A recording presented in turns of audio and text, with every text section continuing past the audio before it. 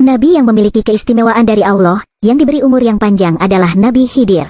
Tidak semua orang mengetahui nama Nabi Khidir, karena beliau tidak termasuk dalam 25 nabi dan rasul yang sering diketahui. Namun, namanya tercantum dalam Al-Quran dalam kisah Nabi Khidir yang tertulis di dalam sebuah jurnal 1001 kisah teladan Muslim. Ia mendapatkan 5 perintah dari Allah Ta'ala melalui mimpi. Ia diperintahkan untuk berjalan ke arah barat.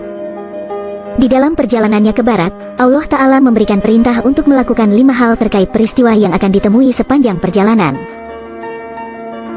Perintah pertama adalah makanlah apa yang terlihat di depanmu. Kedua, sembunyikan apa yang engkau temukan.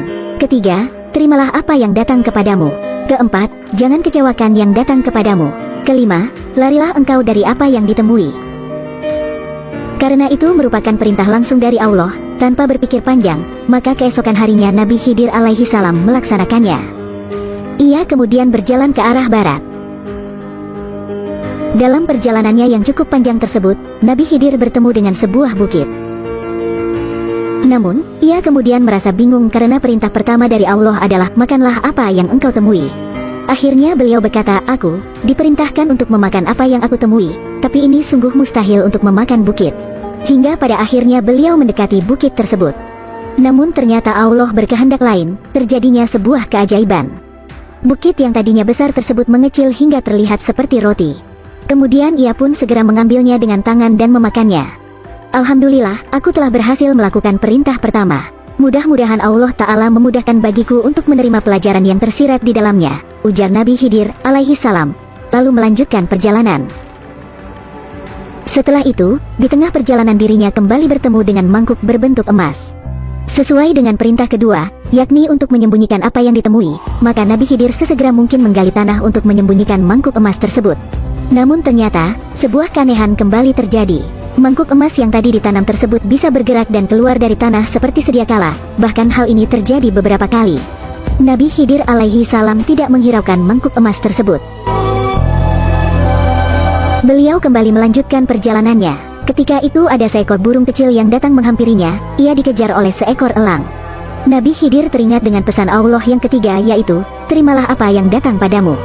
Maka dari itu, dirinya menyimpan burung tersebut dengan baik. Namun, tidak lama setelah itu, datanglah seekor elang yang kelaparan. Burung elang tersebut bertanya kepada Nabi Khidir, apakah Tuan melihat seekor burung yang tengah berlari? Aku sedang lapar. Jika melihatnya, tolong beritahukan kepadaku.